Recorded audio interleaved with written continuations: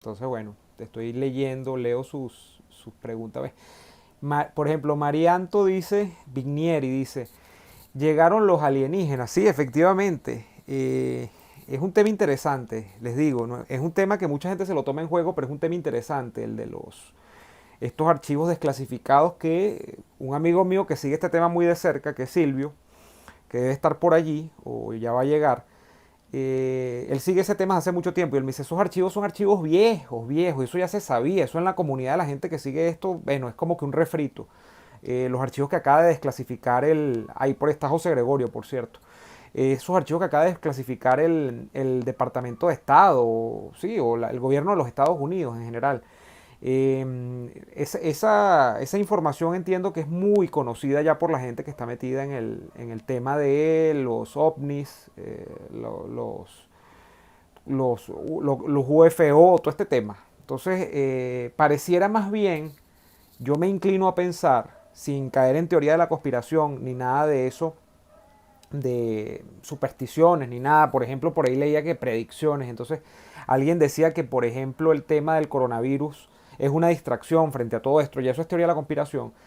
Yo creo que sí pareciera que el gobierno de los Estados Unidos está preparando a la gente, a la opinión pública, para más cosas. No sé qué cosas, pero en este sentido de los ovnis, pareciera que van a revelar más cosas y vamos a conocer más cosas. Entonces los que decían que no estábamos solos en el planeta Tierra, parece que tienen razón a final de cuentas, ¿no?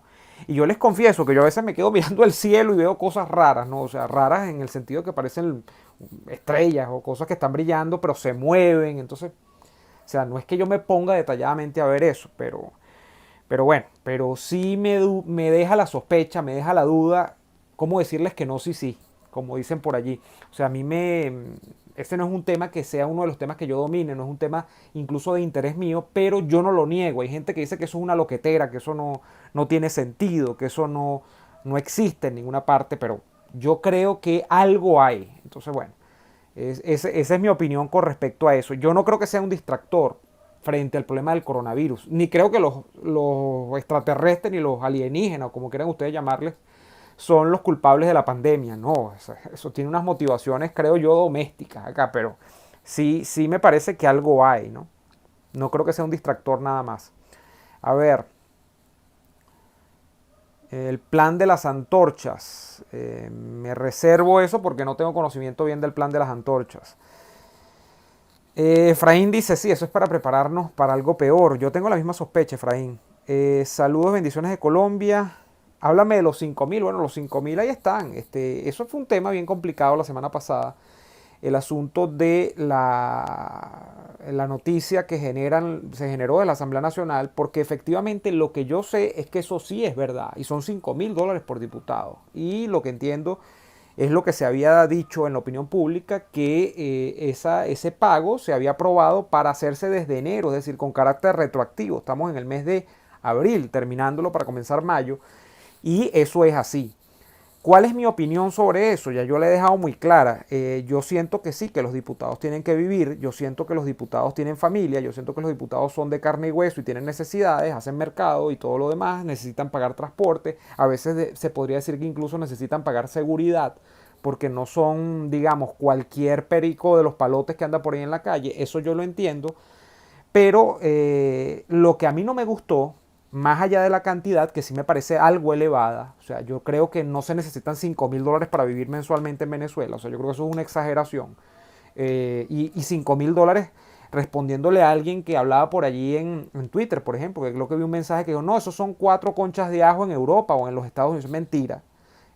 Podrá ser que la gente en los Estados Unidos haga $50.000 al año, o podrán hacer 70.000 o 80.000, lo que ustedes quieran, pero $5.000 es un dineral y cuesta hacerlos, hay que trabajarlos afuera para poder lograrlos. Entonces, eso es mentira de ese lado. Y lo que a mí no me gustó, más allá del monto, es cómo quedó la versión de la historia desde el gobierno interino. El gobierno interino prácticamente dijo que los medios internacionales eran unos mentirosos y que todo lo que se había dicho con respecto a los $5.000 era básicamente una patraña creada por laboratorios para desprestigiar de nueva cuenta a ese gobierno interino que preside Juan Guaidó. Y les repito, la información que yo tengo, incluso contrastada con, como lo hizo Reuters, que en el reportaje dice haber hablado con 5 o 6 diputados de la oposición, e incluso con uno o dos del chavismo que verificaron la misma historia, aunque no me importa porque el chavismo obviamente no tiene nada que decir sobre este sentido, porque el pago, entiendo yo, lo estarían aprobando diputados de oposición que tienen tiempo sin cobrar, o sea, son los diputados básicamente de la oposición, aunque yo no sé, no me quedó claro si iban a cobrar todos al final. El asunto es que lo que yo entiendo y lo que he confirmado es que sí es verdad el monto y que sí lo aprobó la Asamblea Nacional. Y, o sea, se autoaprobaron eso porque obviamente tiene que pasar por la Asamblea Nacional para ser aprobado. Entonces, me dejó muy mal sabor de boca, me dejó mucha mala sensación el hecho de que se diga que los medios internacionales son mentirosos y que además se diga que básicamente esto es un laboratorio creado para desprestigiar, porque es mentira nuevamente.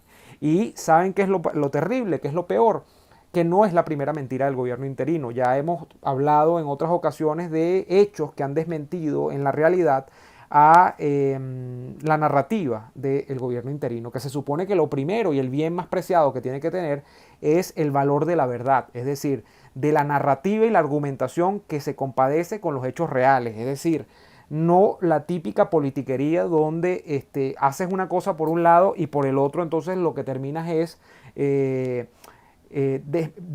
o sea, diciendo una cosa y haciendo otra, me explico. Entonces, y ya ha pasado. Ejemplo, el tema del financiamiento a los grupos militares o a los militares, mejor dicho, a las individualidades militares que se fueron a Colombia cuando el tema de Cúcuta y el concierto de la frontera, el asunto de Oslo y luego continuado en Barbados, desmentido ante la prensa internacional esos encuentros por Juan Guaidó también, y así una cantidad de cosas que se han venido por propio peso de alguna manera desgajando. Entonces yo creo que hay historial y eso es muy lamentable porque si nosotros tenemos una partida de mentirosos en el poder con Maduro y su pandilla, nosotros no podemos, esto es casi que de perogrullo, nosotros no podemos ver como alternativa defender al menos malo, no, la idea es defender al bueno. Esto es más o menos como las películas, bueno, está el malo y está el bueno. Eso es lo que uno quiere, no que haya uno malo y uno menos malo. Es lo que pienso sobre eso, ¿no? A ver. Ah, mira, Tom DeLonge, el de que yo era fanático de Blink 182, está metido en el análisis, me dice Miguel, o en las teorías de la vida extraterrestre. Interesante, no sabía. Aunque fíjate que sí hay como alusiones en los álbums de Blink 182, que fue un grupo muy popular para quienes no lo conocen, de rock, de punk en los 90 y a principios de los 2000, ya después se disolvió. Creo que luego volvieron y creo que ahora tienen otra formación, ¿no? O sea, son otros personajes con el mismo nombre del grupo.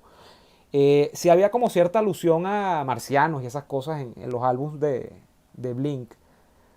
A ver qué más hay por acá. Muchas preguntas. Se me fueron tantas preguntas. ¿Por qué no se ayuda? A ver si ajusto acá. Ok. ¿Por qué no se ayuda a los venezolanos en el exterior de alguna forma a la Asamblea o Guaidó? Mira, yo incluso diría porque, bueno, se supone que esta aprobación de este presupuesto, quiero recapitular, se trata de 80 millones en total, que se capturaron o se lograron capturar de una gran cantidad de activos y dinero que anda por allí en el mundo, que es propiedad del Estado venezolano, ¿no? De Venezuela, mejor dicho, no de Maduro, de Venezuela y del Estado venezolano. Entonces, de esos 80 millones, lo que ocurre es que la Asamblea Nacional aprobó como distintas partidas. Hay una partida que es para estos diputados, que es de $5.000 por diputado, y ahí además no es solo el cobro de los diputados, me imagino que ahí va el personal de la Asamblea y va otra cantidad de gastos que se dicen o lo que se enuncian dentro de ese tema, de esa distribución, es como gastos para reforzar o empoderar a la Asamblea Nacional, al legislativo, pues. Hay otra partida que es para los embajadores de Guaidó en el mundo y el cuerpo diplomático de Guaidó, el cuerpo diplomático, porque no hay realmente embajadas, ¿no? Ni embajadores, aunque algunos se asumen como tal, pues, se dicen representantes diplomáticos o representantes del gobierno interino tal. Esa es otra partida de algo así como el 10%. Yo no tengo los porcentajes a mano, de manera que no los voy a decir porque sería falsear. Hay otra partida que es para medios de comunicación. Disculpen ustedes que siempre me da hipo cuando me pongo a hablar acá. Medios de comunicación. Esa fue la que más alarma me dio. No sé cómo se va a distribuir y estamos hablando de millones de dólares, entre medios de comunicación dentro y fuera de Venezuela para apoyar el tema del gobierno de transición, el gobierno interino. Hay otra partida que es la de los médicos y es la del llamado gasto para amortiguar la crisis del COVID dentro de Venezuela. Ahí está el tema de Héroes por la Salud, creo que es el nombre, de estos médicos que se estiman que son cerca de 60.000 médicos en Venezuela que están trabajando para, de alguna manera, en medio del sistema de salud pública, amortiguar desde dentro del sistema el embate del COVID y de la pandemia. Entonces, a esos 60.000 médicos entiendo que se le van a dar mensualmente $100. Entonces, lo que ha contrastado mucha gente que 5.000 versus 100 es muy poquito y que eso genera un problema, ¿no?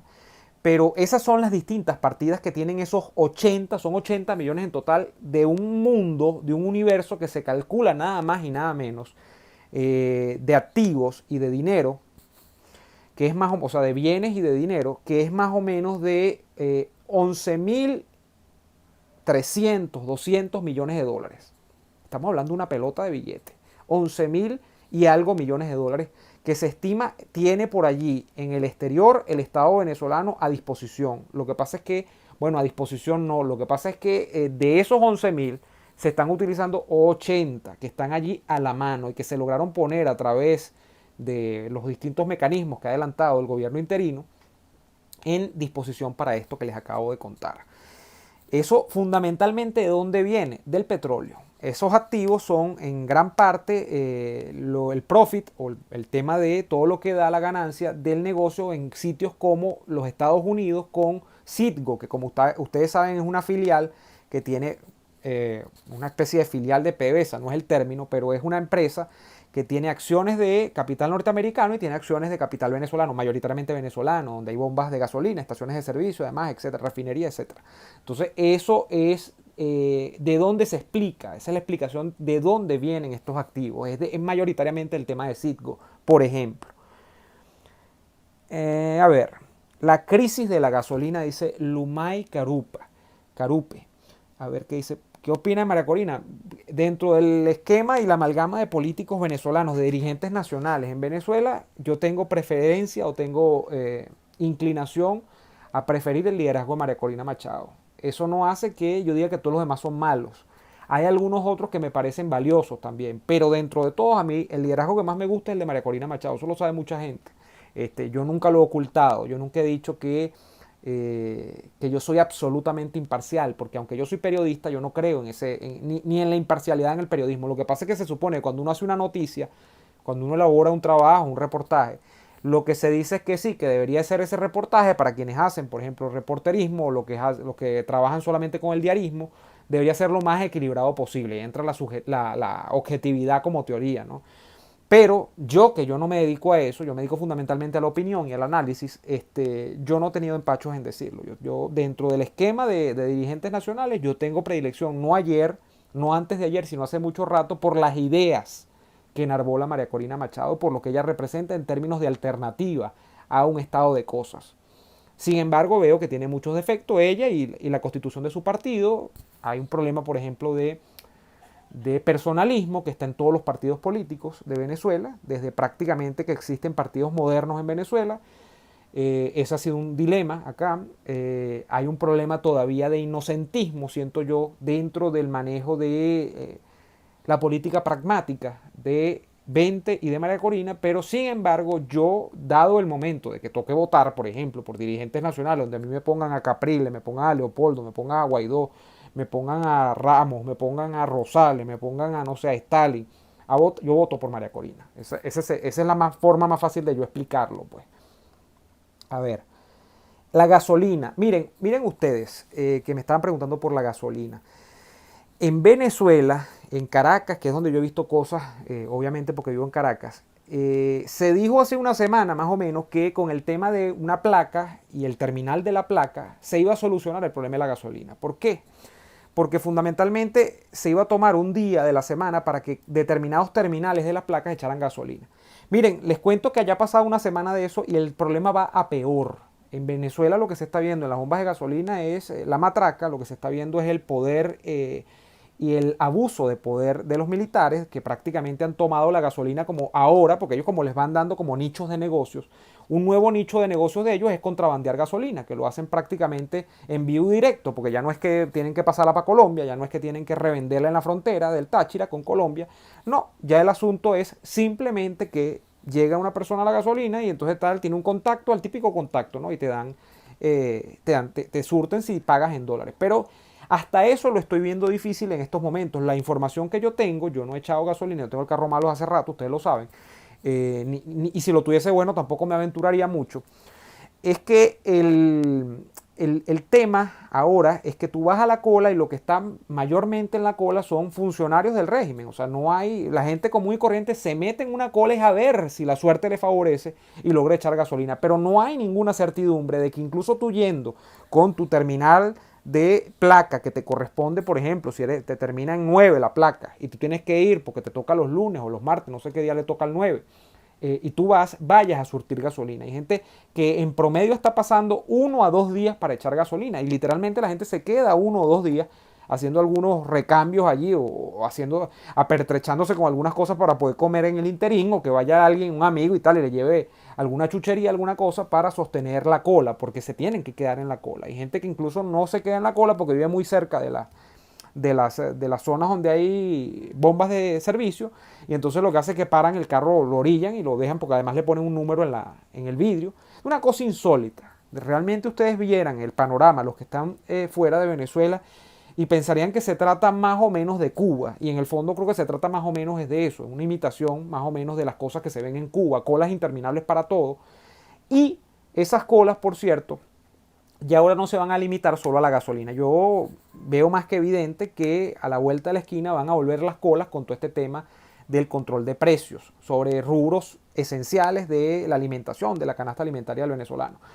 Aquí lo que viene de vuelta son los bachaqueros, lo que viene de vuelta son las colas, la reventa y todo mercado. Esto es lo más importante de todo. Todo mercado, la gran lección es que todo mercado controlado siempre va a generar escasez.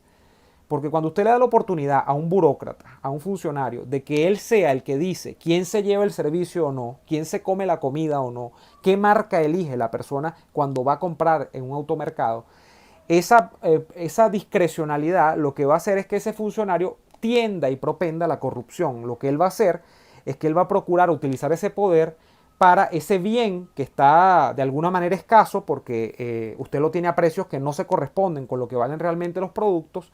Él lo va a revender en el mercado secundario. Entonces eso es pero grullo en estos casos. Aquí va a volver toda esa suerte de año 2016, 2000, hasta el 2017. Teníamos como más o menos un año y tanto que mayormente los controles de precio no se veían, ¿no? Pero eso va con estas nuevas locuras que se han visto ahora, eso va a volver. Bueno, locuras entre comillas, porque son cosas bien premeditadas, ¿no?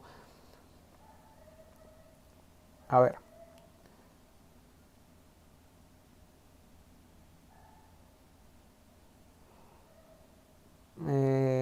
Todo eso tiene rato en el interior del país, sí, lo sé, César, pero ahora debe estar mucho peor. Efraín Fuentes Páez, otra vez, me dice, después de la dictadura de Marcos Pérez Jiménez, ¿Venezuela ha sido socialista o no? Todos los partidos que lograron la caída eran prosocialistas o de corte de izquierda. Lo que pasa es que decir izquierda es simplificar mucho, pero después de, o sea, los partidos que de alguna manera logran deponer a Marcos Pérez Jiménez, que era un dictador, y que no tiene los registros que dice mucha gente que tiene sobre determinadas áreas, por ejemplo sobre la construcción. Sí, Pérez Jiménez hizo cosas importantes, pero cuando tú contrastas a Pérez Jiménez con los primeros presidentes, sobre todo de la democracia, te estoy hablando de Betancur, de León y del primer Caldera, y hasta allí probablemente, quizás hasta el primer Pérez, que además tuvo una catajarra de dólares porque hubo un boom petrolero en el año 72-73, tú te vas a conseguir que las obras, o sea, eso que se, porque ¿cuál es la gran cosa que se ha dicho sobre Pérez Jiménez toda la vida? Pérez Jiménez era un malandro, un asesino, Pérez Jiménez perseguía a los políticos, Pérez Jiménez no toleraba la crítica, Pérez Jiménez hacía todas las cantidades de barbaridades que ustedes se puedan imaginar, pero Pérez Jiménez construía. O sea, la gran obra de Pérez Jiménez en el imaginario de mucha gente es la obra civil, lo que llaman la transformación, que ese fue el gran ideal nacional, ¿no? El nuevo ideal nacional. La transformación del medio físico le llamaban. Y sí, Pérez Jiménez hizo muchas cosas, sobre todo en las grandes urbes venezolanas. Te estoy hablando de Caracas, probablemente Valencia, yo no sé si Maracaibo, pero fundamentalmente Caracas. O sea, Pérez Jiménez hizo muchas obras, mucho concreto, quiso tapar mucho la dictadura con concreto, con obras en Caracas. Y efectivamente hizo muchas cosas. Pérez Jiménez no gobernó 10 años, Pérez Jiménez gobierna del 52 directamente hasta el 58, 6 años apenas. Gobierna Pérez Jiménez de manera directa. Antes estaba la Junta que presidía Delgado Chalbó. ¿Qué ocurre? Esa narrativa se cae cuando tú agarras efectivamente la cantidad de metros o de kilómetros, mejor dicho, de autopista, la cantidad de hospitales, la cantidad de escuelas, la cantidad de un sinnúmero de estructuras civiles, es decir, de carreteras, de vialidad, de edificios, que hacen los primeros presidentes de la democracia. Yo obviamente no tengo un cuadro acá, pero yo en algún momento vi los cuadros comparativos e incluso para periodos presidenciales que eran de 5 años, cuando tú los contrastas con Pérez Jiménez, yo no recuerdo cuál de los 3 periodos, pero había un periodo que incluso era superior en algunos órdenes a los 6 años de Pérez Jiménez. Y ojo, yo no estoy acá negando el papel histórico de Marcos Pérez Jiménez en el sentido de alguna modernización del Estado. El tema...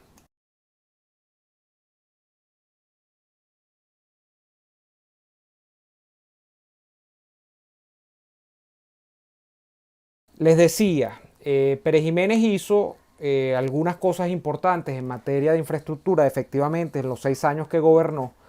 Disculpen ustedes que tuve un corte, se los estaba diciendo ahorita, el internet se cayó, pero bueno. El caso es que Pérez Jiménez efectivamente hizo algunas obras importantes de infraestructura en esos 6 años que gobernó, pero cuando tú lo contrastas con algunos gobiernos, incluso de los primeros gobiernos de la época post Pérez Jiménez, que es la primera época de la democracia civil en Venezuela, esa narrativa de que Pérez Jiménez hacía grandes obras, sí, es cierta hasta cierto punto, pero se cae con respecto al número de kilómetros que hizo alguno de estos gobiernos, de los primeros gobiernos, repito, de la democracia civil. Las universidades, los hospitales son superiores, muchos de estos gobiernos, en periodos de 5 años a los 6 de Pérez Jiménez incluso. Entonces eso creo que quiero dejarlo claro, ¿no?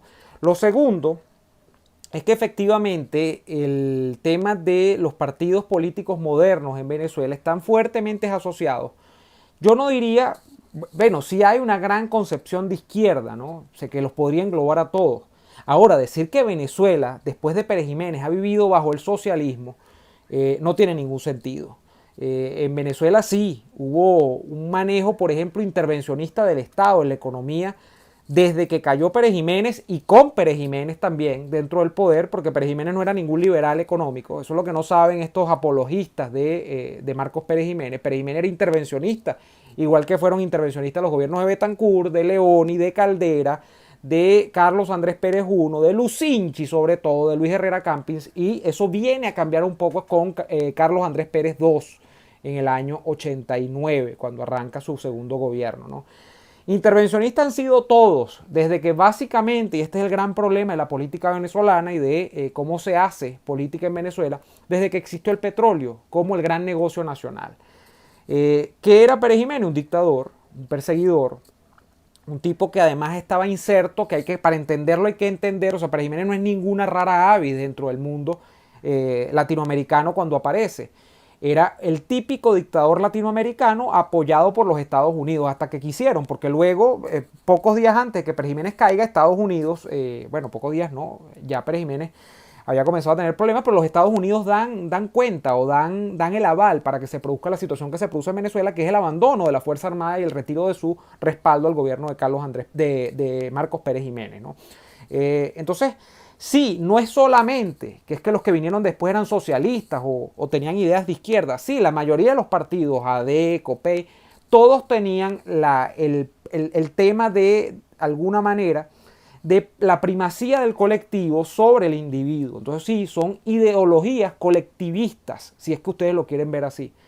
Pero no estamos hablando de que sea Venezuela un país que haya vivido, por ejemplo, como si hubiese gobernado Allende toda la vida en Venezuela. No, en Venezuela había algunas libertades y había económicamente algunas las había también. El problema es que el Estado siempre intervino muchísimo en el proceso económico y se creó una especie de manejo del proceso económico venezolano que responde a lo que muchos han llamado capitalismo, pero de Estado, ¿no? Donde el Estado entonces tenía grandes empresas, donde el Estado era dueño de grandes empresas, el Estado regulaba a través de congelamiento de precios, el Estado decía cuánto tenía que valer una arepa, o sea, unas cosas así. Entonces, sí, eso ha sido así, pero incluso, repito, cuando estaba Pérez Jiménez gobernando, intervenía muchísimo el Estado en economía, no era un gobierno liberal. De manera que por eso es que izquierda y derecha son paradigmas difíciles de explicar o difíciles de utilizar para explicar procesos a veces. Y en el caso venezolano corresponde muy bien. Pérez Jiménez era de derecha, era un dictador de derecha. ¿De derecha en qué sentido? ¿De acuerdo a qué? A que era conservador, a que era militar. Ser militar es automáticamente ser de derecha. Ese es un tema interesante, ¿no?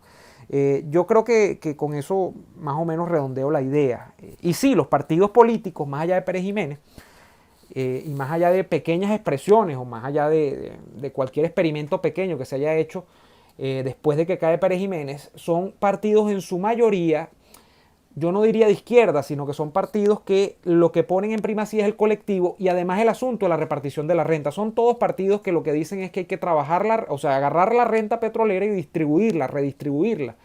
Eso lo dicen todos los partidos y de ahí parte la narrativa de ellos para todo, la explicación política, la explicación económica, la explicación cultural de Venezuela. Y por eso es que tenemos tantos problemas, porque ese paradigma no ha salido de la cabeza del venezolano promedio. Ahora, el chavismo ya luego es otro estadio de eso. El chavismo es el absoluto parasitismo de la ciudadanía frente al Estado. Y el Estado absolutamente que mantiene a los ciudadanos, ¿no? Es una cosa absolutamente absurda. Pero bueno. A ver.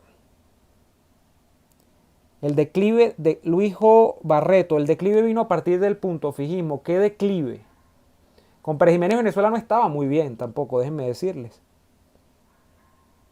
Por ejemplo, en materias muy sensibles como la salud pública, que es un tema ahorita de moda por todo lo que nos está ocurriendo, Pérez Jiménez tiene una gestión pobrísima, pobrísima. Y los gobiernos de la democracia tienen una muy buena gestión al principio, y al final de los gobiernos de la democracia eso se había devastado, ¿no?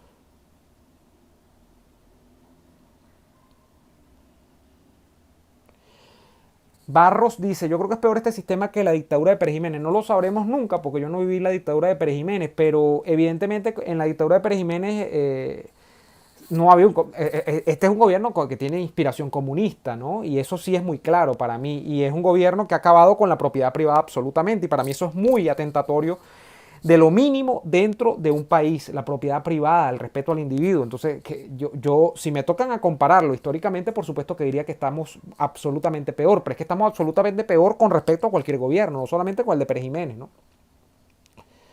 A ver.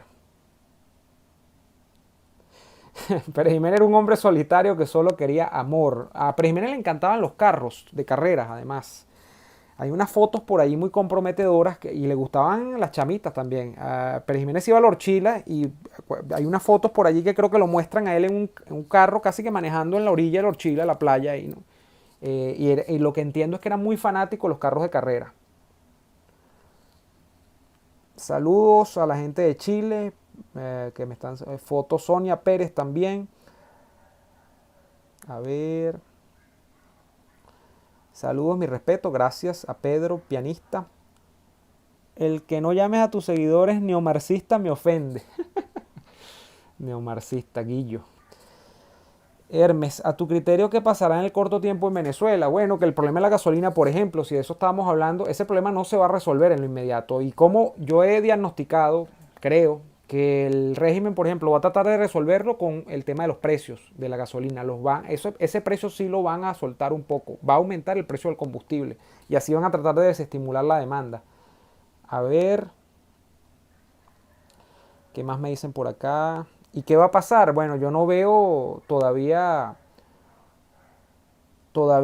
hechos concluyentes para decir, mira, viene un cambio de régimen, pero es que esos cambios de régimen en estos sistemas políticos como el que tenemos en Venezuela, que son absolutamente cerrados, bueno, con visos ni siquiera autoritarios, sino totalitarios. El autoritarismo está, lo que no está es el totalitarismo, pero está la intención.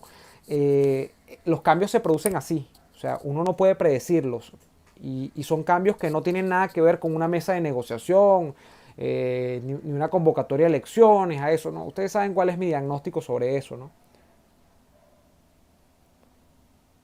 Gabriel dice que con los enamorados de la era de Pérez Jiménez, porque sí hizo bastante.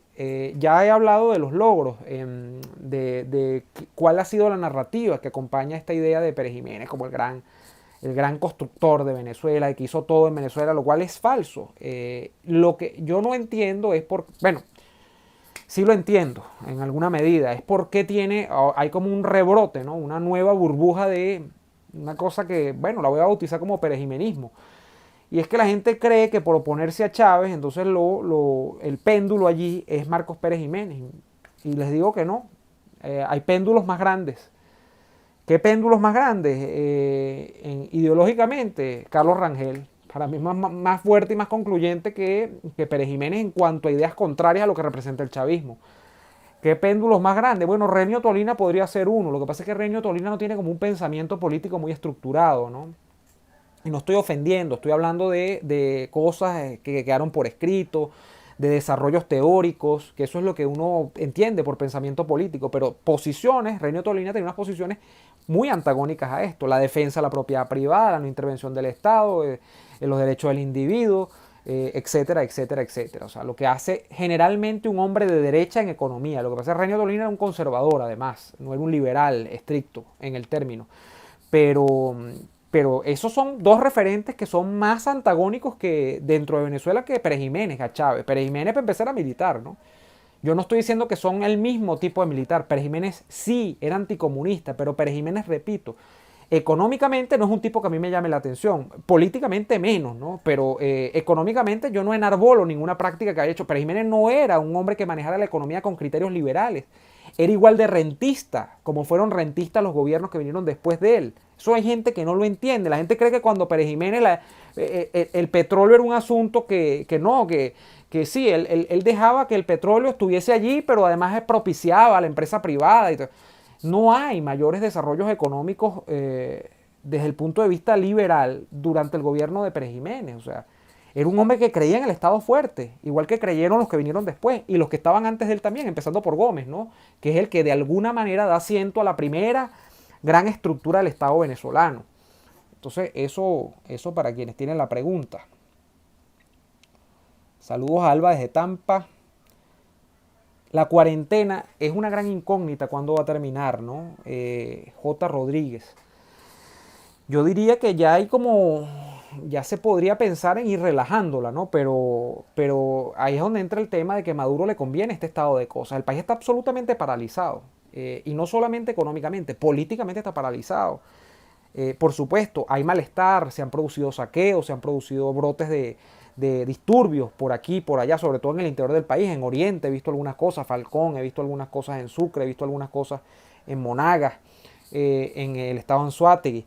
Pero a ver, políticamente, desde el punto de vista macro, no se ve que algo se mueva. Esto está más bien en el inmovilismo. Y a Maduro le conviene esto porque controla más a la gente. Estos momentos de taima, estos momentos de aguante, estos momentos de congelamiento son ideales para las tiranías porque controlan más a la población. A medida que la población esté menos movilizada y que tenga menos espacio para pensar en cosas más allá de las primarias para subsistir, como son la alimentación, los medicamentos, esa población es más vulnerable y es más apetecible para el dictador, para el tirano, porque así lo controla más, ¿no?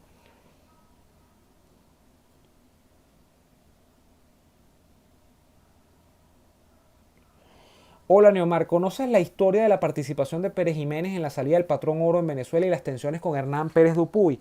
Conozco a Hernán Pérez Dupuy, fundador del Banco Venezolano de Crédito, creo, sí.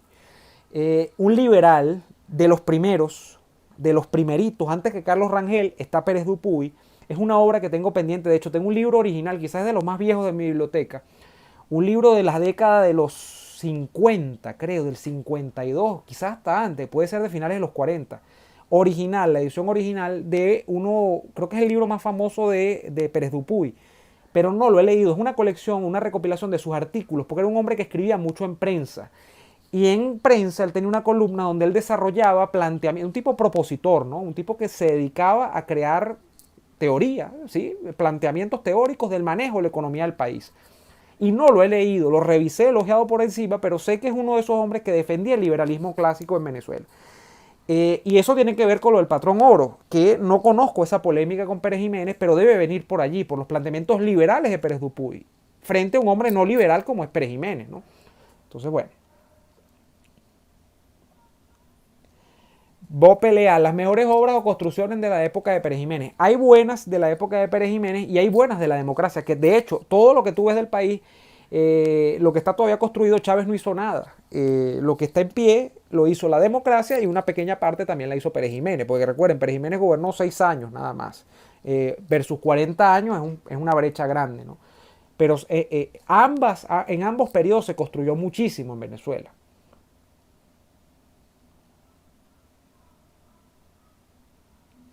A ver, el tema es si los partidos eran prosocialistas. Ya les he explicado. La tendencia es a un Estado intervencionista, al colectivismo, sobre la primacía del individuo. Y sí había influencia. Por ejemplo, Acción Democrática viene de esa etapa. La primera etapa de Acción Democrática era un partido de izquierda. Después eso se va moderando, pero siempre fue un partido dentro del ala socialdemócrata, ¿no? De la centroizquierda. Y siempre fue un partido interventor. O sea, la visión del Estado, la visión del petróleo, la visión de la intervención. Copey viene más o menos lo mismo. El tema es, fíjense que eso es lo interesante, que hay mucha gente que dice, no, en Venezuela existía una centro derecha y una centro izquierda. Y Copey nunca fue un partido de centro derecha. De hecho, Copey y AD se parecen muchísimo. Más allá de que Copey viene de una inspiración, es un partido una especie de partido confesional, un partido además amparado en la encíclica Rerum, yo no sé si es la Rerum Novarum, ahora no me acuerdo, pero es en la teoría social de la iglesia. Y entonces es todo este tema de, bajo un desarrollo, una concepción de la religión católica, cómo aplicas eso a la política. Y los resultados o los principios a defender son más o menos lo mismo del Estado interventor frente a lo que podrían ser el Estado mínimo y la potenciación del individuo y no del colectivo. Eso es lo que termina siendo. Por eso es que Copey no termina siendo realmente una alternativa de... Y si son partidos que tienen ese componente social allí, a mí no me gusta, hay gente que simplifica mucho y repito, dice no, que son comunistas, no es lo mismo, no es lo mismo, pero sí son partidos que vienen de esa tradición de reforzar el papel del Estado y reforzar la visión colectiva sobre la visión individual de la sociedad. A ver. Ah, el salario servía cuando Pérez Jiménez, no lo sé, no vivía yo cuando Pérez Jiménez.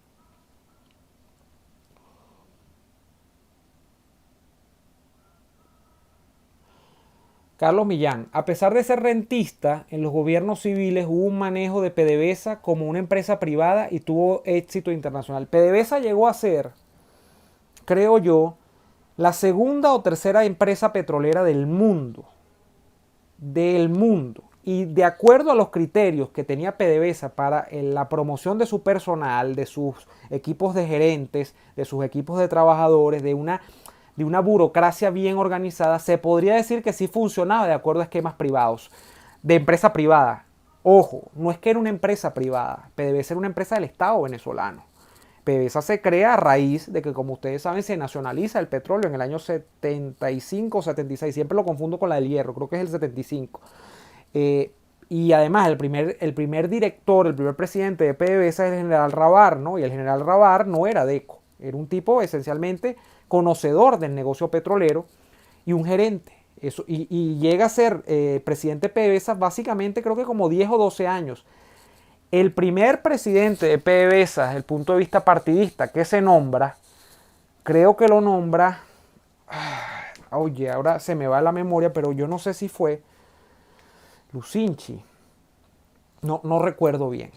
Y hubo muchas críticas, porque ahí se dice que comenzó la partidización de la empresa. Yo no recuerdo bien, pero es el que viene después de Rabar. Y era un militante de ADEO de Copey. Y bueno, allí dicen que comenzaron los problemas de partidización de PDVSA. Pero PDVSA era una empresa que incluso así, por muchos años trabajó como una empresa muy eficiente y que era indicadora de grandes desarrollos dentro de la industria petrolera mundial. Y eso lo acabó Chávez en el año 2003, 2001, 2002, después de la descabezada que echó del equipo gerencial de PDVSA. y tienes los resultados que tienes ahorita, de los cuales los grandes coautores son Chávez y Rafael Ramírez, que no lo podemos perder de vista, ¿no?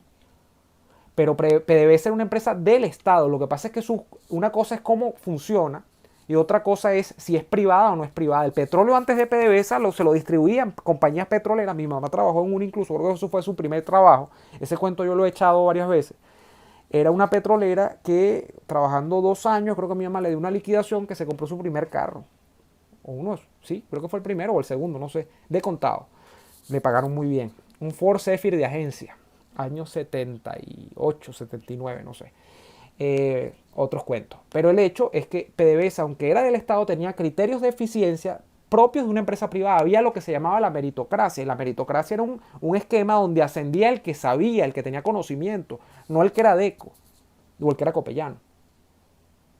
Y era muy difícil entrar en PDVSA a trabajar. Yo esos cuentos esos los conozco más o menos de cerca. Era muy difícil porque eran muy exigentes.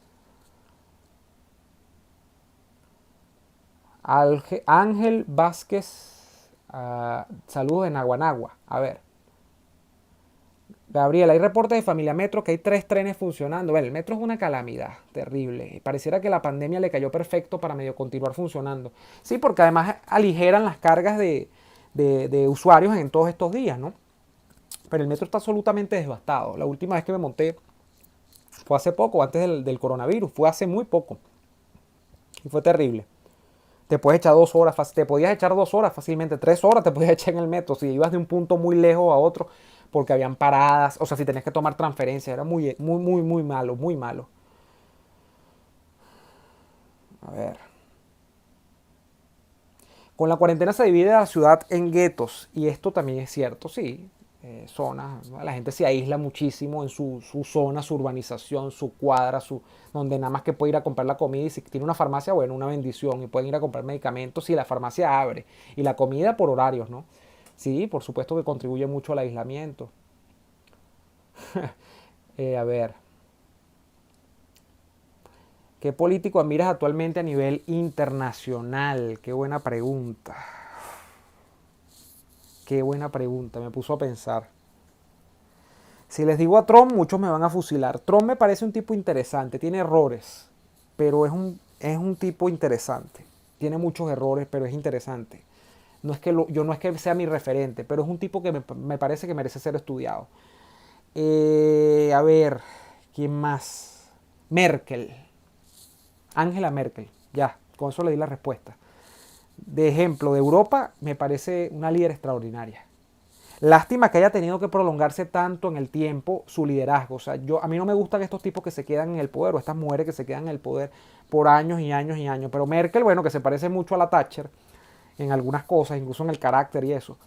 No es que sea igualmente equivalente dentro de la teoría liberal del pensamiento y tal, no sé qué, no me vamos a poner con eso, pero además sí es una mujer que tiene ideas liberales en algunos campos, en otros quizá, bueno, no es tan liberal como me gustaría, pero me parece una presidenta o una jefa de gobierno, no una presidenta, porque el presidente en Alemania es otro. Me parece una jefa de gobierno extraordinaria y una mujer admirable. Lástima, ya está en su último periodo, no va a poder reelegirse. Ella misma dijo que no iba más. No sé si tiene la posibilidad o no, pero creo que tiene 12 años mandando, entonces no va más. Merkel me parece una mujer verdaderamente admirable, la admiro.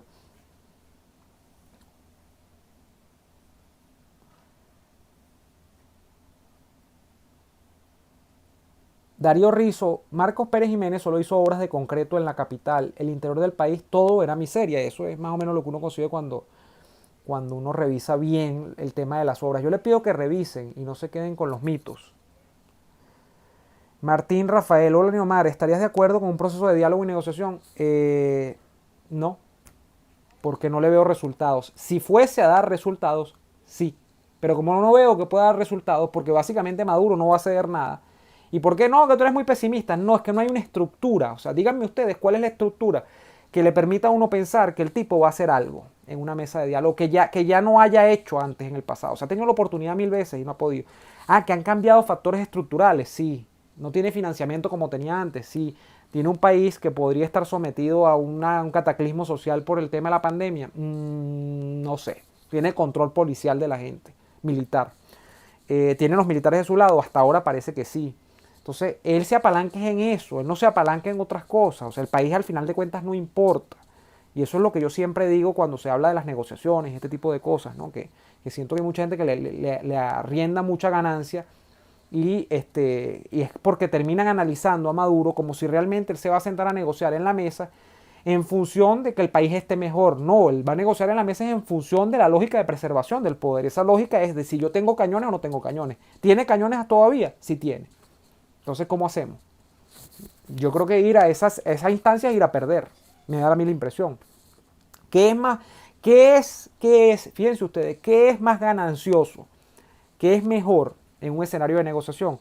Que se negocie con actores del chavismo por separado y los vaya rompiendo. Que eso es lo que creo que ha tratado de hacer Estados Unidos, pero no lo ha logrado hasta ahora. Si lo logra bien. Esos sectores generalmente deberían ser militares, que son la palanca de poder en Venezuela. Entonces tú te sientas, que es lo que estaban diciendo, negocias con Padrino por un lado, negocias con Chourio por el otro lado, negocias con... que eso se ha tratado de hacer, pero no ha cuajado. Eso es más ganancioso. Pero, y romper. Pero ir a un proceso con el chavismo como conjunto, no le veo la lógica.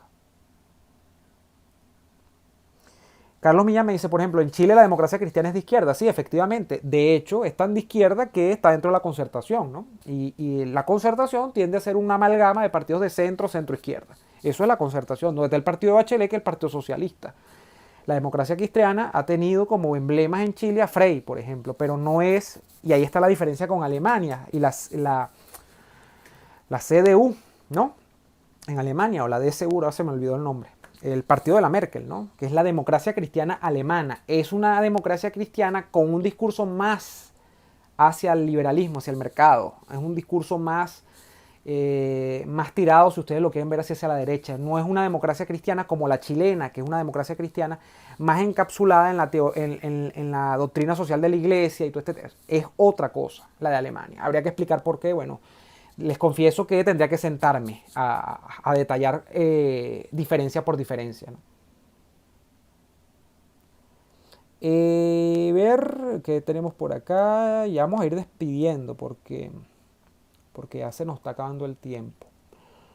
Amanda Sánchez o Am Sánchez. En USA ayudan al ciudadano bajo circunstancias especiales, pero no las dejan fijas. Sí, me parece extraordinario lo que está haciendo el presidente Trump con el tema de los impuestos y con el tema de las transferencias directas en los Estados Unidos. Entiendo que están dándole $1.200, dándole no. Es como que te devuelven de los taxes, de lo que pagas en impuestos, al contribuyente se le devuelven esos impuestos vía transferencia directa a su cuenta bancaria, sin ningún tipo de carnet, sin ningún tipo de solicitud, nada de eso. Se le devuelve a través de una transferencia bancaria a cada miembro de la familia que sea contribuyente y que no pase, entiendo, de los $75.000 de renta declarada o de ganancias declaradas el año anterior.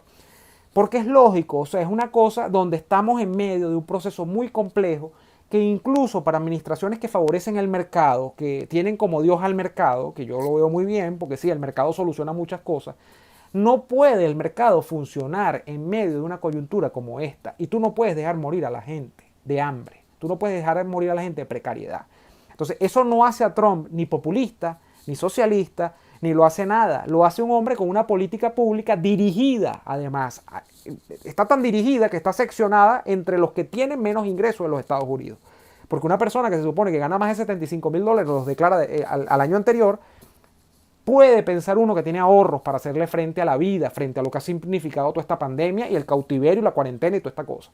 Entonces, eso es interesante para mí. Y eso desmonta el mito de que los gobiernos que son pro mercado son unos gobiernos deshumanizados, son unos gobiernos que matan de hambre a la gente, son unos gobiernos que no hacen transferencias. Esto es una medida coyuntural, esto no se va a quedar. El problema es que esto se quede, entonces nadie trabajará. Porque mientras tú más incentivos le das a la gente para tener dinero sin trabajar, menos trabaja. Entonces, bueno, por allí de pronto una cosa interesante para desmontar mitos y dogmas, porque el liberal puro, al igual que el comunista, tiende a ser muy dogmático, tiende a ser muy de interpretación de libritos, y entonces todo es como dice el libro, y no sale de ahí. Yo me escapo de esos dogmas. Yo que me he revisado ideologías para arriba y para abajo, y partidos y cosas, y teorías políticas y tal, yo digo que hay que escaparse de esos dogmas. La teoría política enseña muchísimo, te abre, sobre todo te abre el horizonte y te permite a ti ver, o sea, es como ver, como tú te pones unos lentes y dices, oh, estoy viendo la realidad y la estoy entendiendo, pero no te da las respuestas a todo no está en el libro. Entonces eso me parece interesante. Miren, no, me voy a despedir, aunque ahora hay demasiadas preguntas, pero me voy a despedir porque se hace muy larga la transmisión y va a quedar queda acá en el canal de YouTube, va a quedar colgada y si no después se me vuelve un papelón, se vuelve una cosa grandísima, entonces bueno, un rollo para editarla y todo lo demás. Muchísimas gracias a todos por haber estado allí, nos seguimos escuchando, disculpen la interrupción, pero se cayó la transmisión y yo no quería que se cayera, pues el internet que tenemos acá en Venezuela. Un gran abrazo y hasta la próxima.